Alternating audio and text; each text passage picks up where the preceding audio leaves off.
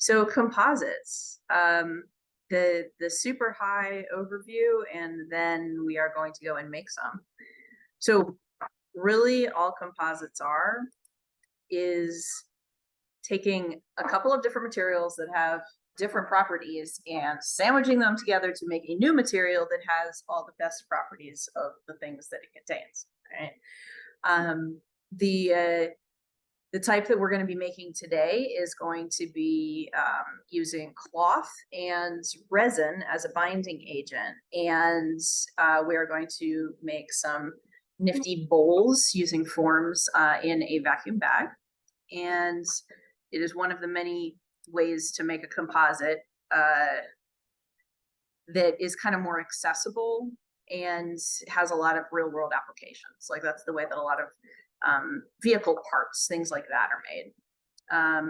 So materials have properties, and not every material is great at doing everything. Like usually the two things you're going to talk about is tensile and compressive strength, where if something is very, very good, like for instance, concrete or plaster, very, very good with compressive strength, like you can't really crush it. Like it takes a lot of force, but if you snap it, it will break. So to get around that, we then take something like a fiber, like it can be, in the case of concrete, like rebars, like metal rebars, and they'll embed it in concrete. They'll make a much stronger fixture, like the way that highways and things like that are built, where they have concrete structures that have metal rebar within it that gives it the flex that lets it take the sort of tension that it would normally have in everyday use that would not work with a regular, just straight pour concrete. I'm sorry, I'm having a really hard time like getting all this together here. So mashups, yes, mashups are good. I left this in here because it's a great slide, especially like Pulp Fiction there. Yes. And yet inexplicably, snakes on an airplane required no change whatsoever. So you know, not everything is as good as everything else, but you know, they're pretty rad there. So I was talking about like the structural composites here. This is the sort of stuff you see all over the place, just out in the world. Bridges, except the one that's just made of blocks in a certain shape where the archway, you know, takes the force. Corey, if you're watching this, I love you. I gotta skip the concrete to a certain extent. I'm very sorry. Okay. These are very good, like also day-to-day examples where you've got like, you can see plywood. It has alternating layers of grain in thin sheets that makes it dramatically stronger than the same thickness of regular hardwood. Cardboard, it's got different layers that give it different properties. You see a lot of things that have like attract strands like this. You'll see it like corrugated roofing, things like that. There's lots of different things that once you start looking for them out in the world, you're going to notice. And it is one of the ways that allow modern materials to really kind of like move up to the next level of functionality. It's a very cool concept that is in use everywhere around us. Like that whiteboard there is made out of a composite. It's a foam core with a skin on either side that makes it light and strong, and you know, and that's just one example that happens to be in the room with us right now. So here are some others that you will see. The concrete and rebar is right there. Drywall, it's crunchy plaster in the middle and paper on the outside, and between the two of them you get a very lightweight but strong material. Carbon fiber, we actually have that here, and that's something that you can use and make this. I know a lot of lightweight parts for, you know, like bikes and things like that are made with this, and you can also use it to make things like, you know, body armor, stuff like that. And then engineered wood is again all around us. The cast down here, interestingly enough, is also a composite. Like, you know, when you break your arm, it's a plaster bandage, meaning it is a cloth bandage dunked in plaster. That's a composite, and it's strong and lightweight and can be molded. The normal ways that you're going to probably use them, like as a maker, wet layups are one of the most common. Okay, like a classic example is making a canoe or a boat, where it's layers of fiberglass cloth right there that is impregnated with a resin, and those two things together make a very lightweight, strong shell. You can also use just like kind of handfuls of fiber and paint the resin on. And once it saturates, you get a patch that's, again, very, very strong, much stronger than it would be if you just used the resin itself, because it is subject to cracking. Now, here you can see in construction how upright metal pieces of rebar will be sunk and then concrete poured around it to make it stronger. And that makes a dramatic difference in how much kind of side to side shifting a building can take versus one that would just be made of solid blocks. So again, it's sort of like tensile and compressive forces together are going to be the thing that that a composite will address all at once. So also, if you get a chance to, watching somebody either make or resurface a surfboard, like if you could find one of those online, it's very cool. It's the same kind of similar techniques that are used for in boats and everything, but they'll also frequently use vacuum bagging.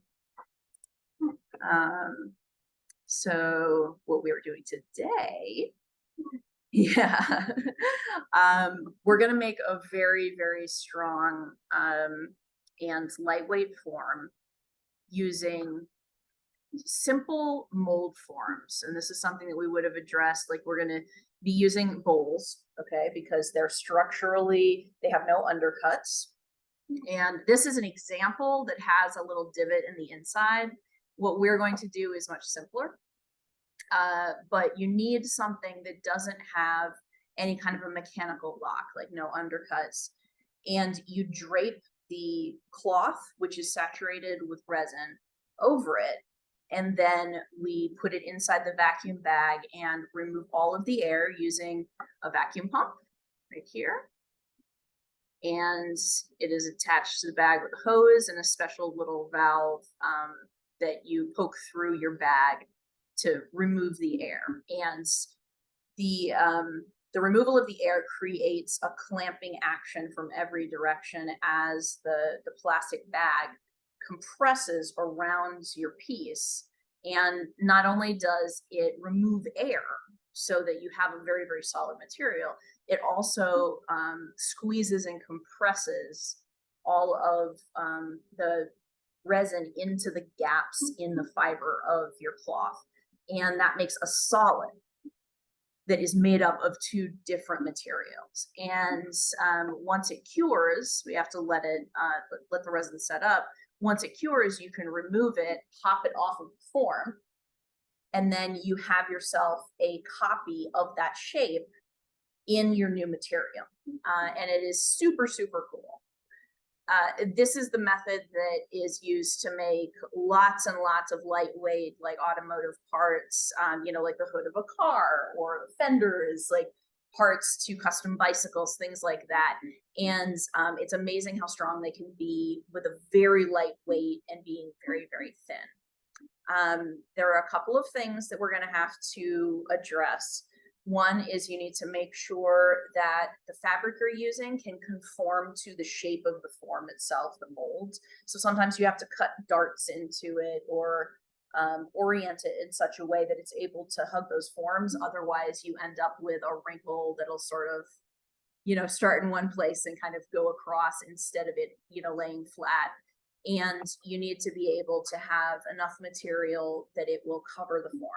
You also have to make sure that you don't fold it over the corner and entomb your form within your composite piece, or where you'll have to cut it out.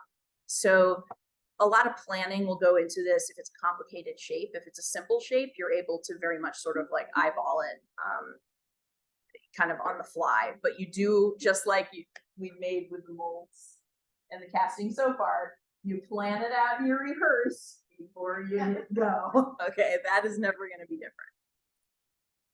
So the way that it works, okay, is we've got, this is your mold form, all right?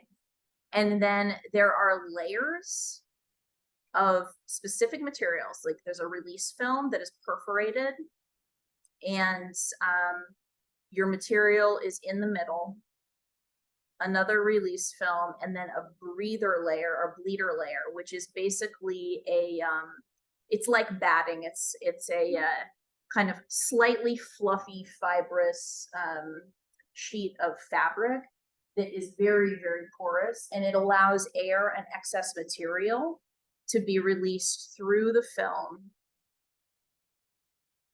up into the bleeder, and then any extra is sort of like taken care of here while giving enough space for it to fully remove all of the air throughout the entire piece. And once that's done, we actually, when we take it apart, we just peel the release film off either side of it, and you've got yourself, you know, a nicely coming apart mold, for lack of a better term. Now, the vacuum connector comes from the vacuum chamber that we have. We have sort of like a step where we have our vacuum pump, and then the vacuum pot, and the hose comes from the pot into the bag, rather than it going directly from the vacuum pump to the bag. And that gives it sort of like an extra layer. If for some reason material were to get sucked in, it would be a buffer between the machine and the liquid that would potentially fill it and ruin it, which is what you want to avoid. And basically, we're making our own kind of custom bag using two sides of plastic, like of a piece of plastic, with double-sided sticky tape that's made specifically for this purpose, that just goes all the way around, seals it, and it can be whatever shape you need it to be. It's easily customizable and very easy to do.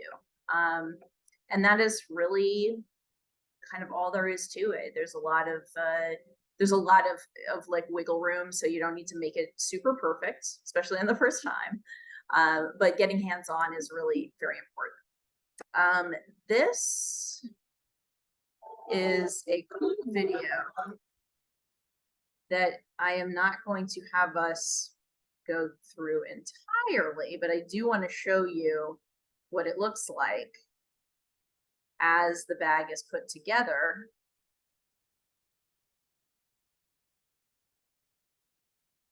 And then, I'm gonna scroll through. The material is mixed. This is their form, and you can see it's a fender.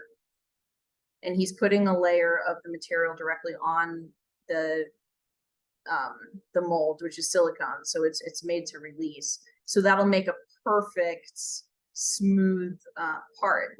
Then laying in the carbon fiber,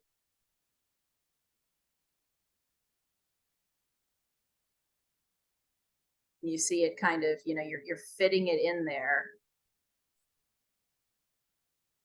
and doing alternating layers, making sure that all of the like the gaps are filled in, that there's enough resin to do it, will make a very, very strong part. Then I'm going to, okay,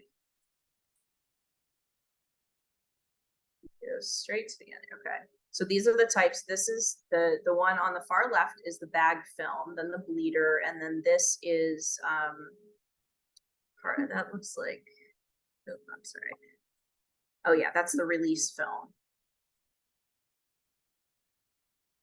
And see how the extra kind of soaks through. Okay. And then when it comes apart, it peels right off. So the composite is it's the middle of the sandwich. And that's the resin and the resin and the fabric. And see this layer right here, this is the bleeder layer. Where and it just goes into the bag.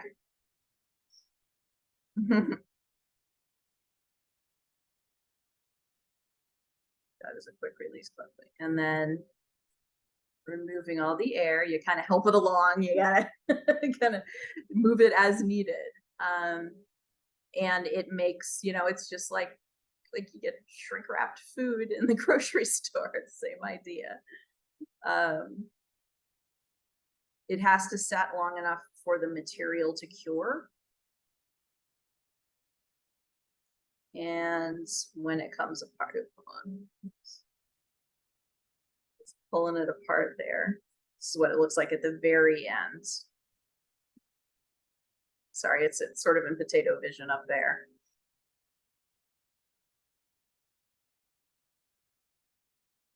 And then you pop it right out. Wow. And look how clean that is. That is beautiful. Right? So, and that's a carbon fiber part, so it's super strong. The more layers you do in alternating directions, the stronger it will be. But I know that this is the way that a lot of like motorcycle body armor and things like that are made, because it's wearable, but it's also very, very resistant to impact. And if you use, I think, 7 layers of Kevlar, it will stop a bullet. There's different ways to go about it, different applications. That maybe not quite so many as that, but but there's different, see that, yeah, it'll slow it down. Yeah. But you see, like using different fabrics, see how it really, really comes through. It's just super cool. Like, look at that. It's awesome. We're going to just be raiding the scrap bins over the yeah. But, okay. So that was sort of my like quick scrubbing through kind of thing. So this is the sort of thing where we have been talking about materials since we began with mold making and casting, and with doing layups and this type of thing, you need a lot of time to work. So give yourself plenty of pot life with your material, and then you think about like what it's going to need to do for you, and you choose your materials accordingly. All right. What we're going to be doing tonight is going to be essentially kind of decorative, really. But you could make things that are food safe. You could make things that are extremely strong.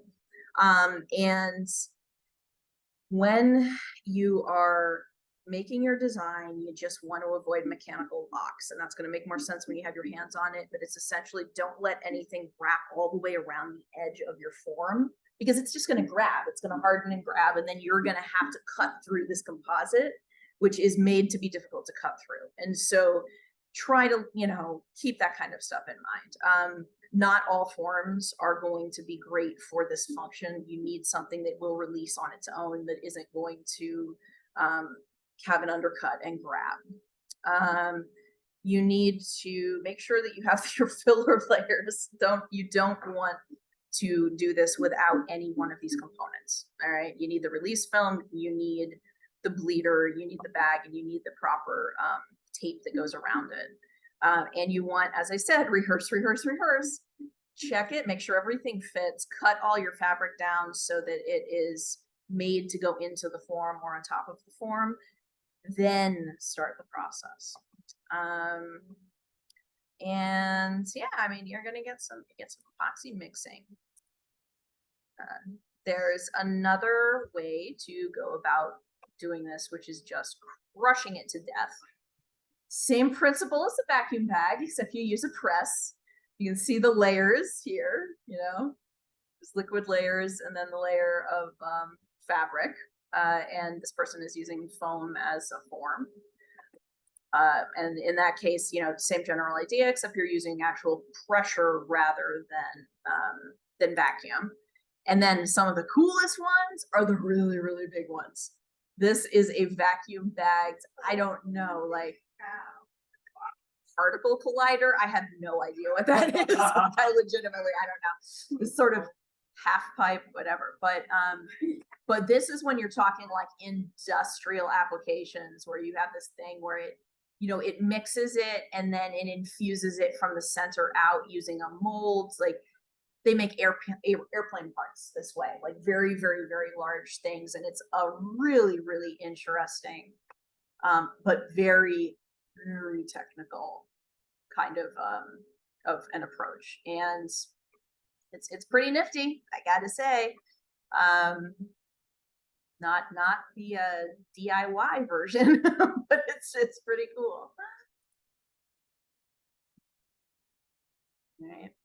So generally speaking, the sort of things that are most accessible is the sort of like concrete and rebar, like if you're pouring something in your yard, you know, or you're making something like a really aggressive, like a large planter or something, you know, that's kind of a good concrete and rebar project.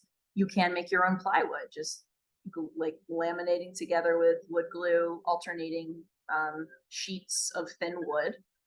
Micarta, I believe, is it's like confetti, like paper and confetti kind of thing with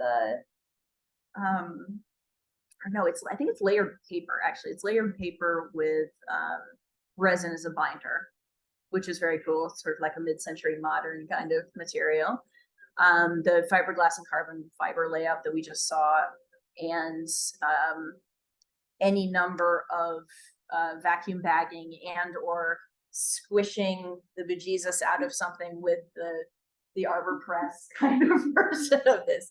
All of that is very accessible to you at MakeHaven, and you can start with that. The infusion, I like this asterisk. The unless you're trying to make your own airplane, maybe don't start with that one, even if you are. Yeah. So.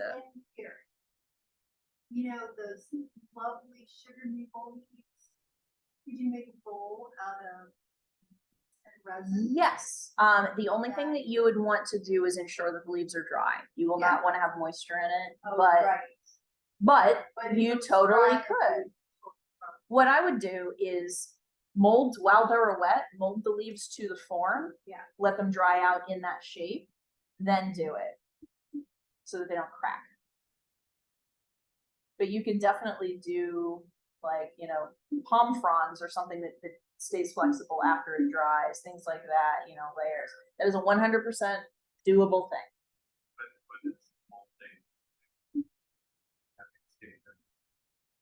Well, it's again, you would have to coat them with the material, with the epoxy or the other resin, whatever you're using, and they would have to survive being laid into the form before they're compressed. So yeah, the binding agent is going to be a liquid of some sort, in this case a resin, a two-part resin, but sometimes it's, you know, a plaster or cement, something like that.